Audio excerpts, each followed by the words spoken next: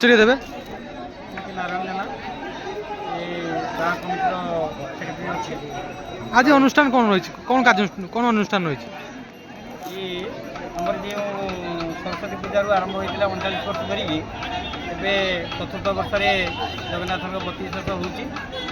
ଆଉ ଲୋକେ ଅନେକ ଗାଁ ଅଞ୍ଚଳରୁ ଯିଏକି ପୁରୀକି ଯାଇପାରୁନାହାନ୍ତି, କିନ୍ତୁ ଏଠି ଏକ ସମୟରେ ଜଗନ୍ନାଥଙ୍କର 32 ବର୍ଷ ଦେଖିବାକୁ ସୌଭାଗ୍ୟ ଅର୍ଜନ କରୁଛନ୍ତି।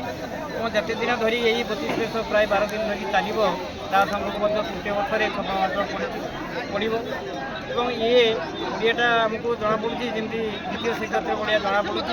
ଏବଂ ଏଇଠି ସବୁବେଳେ ତୁଳସୀ ଚନ୍ଦନ ବାସିଲା ଭଳିଆ ବାସୁଛି। ସମସ୍ତଙ୍କର ମନରେ ସେଇ ଗୋଟିଏ ଚିନ୍ତା, ଏ ଜୟ ଜଗନ୍ନାଥ ଯେମିତି ଆମ ପଛେ ପଛେ ଅଛନ୍ତି, ଆମକୁ ଆଶୀର୍ବାଦ ଦେଉଛନ୍ତି, ଏହି ଭାବନାରେ ସମସ୍ତେ ଅଛନ୍ତି। ତେଣୁ ସମସ୍ତଙ୍କର ସହଯୋଗରେ, ଆର୍ଥିକ ମାନସିକ କାୟିକ ସହଯୋଗରେ ଏ ଅନୁଷ୍ଠାନଟା ଗଢ଼ି ଉଠିଛି। ଏବଂ ଯଦି ଜଗନ୍ନାଥଙ୍କର ଆଶୀର୍ବାଦ ରହେ ତାହେଲେ ଆଗାମୀ ବର୍ଷରେ ମଧ୍ୟ ଆମେ 32 ବର୍ଷ କରିବା ପାଇଁ ସୁବିଧା ଏବଂ ସୁଯୋଗ ପାଇବା ବୋଲି ବିଶ୍ୱାସ ରଖିଛେ।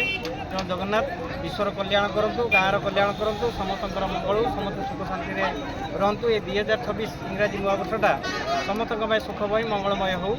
ଜୟ ଜଗନ୍ନାଥ।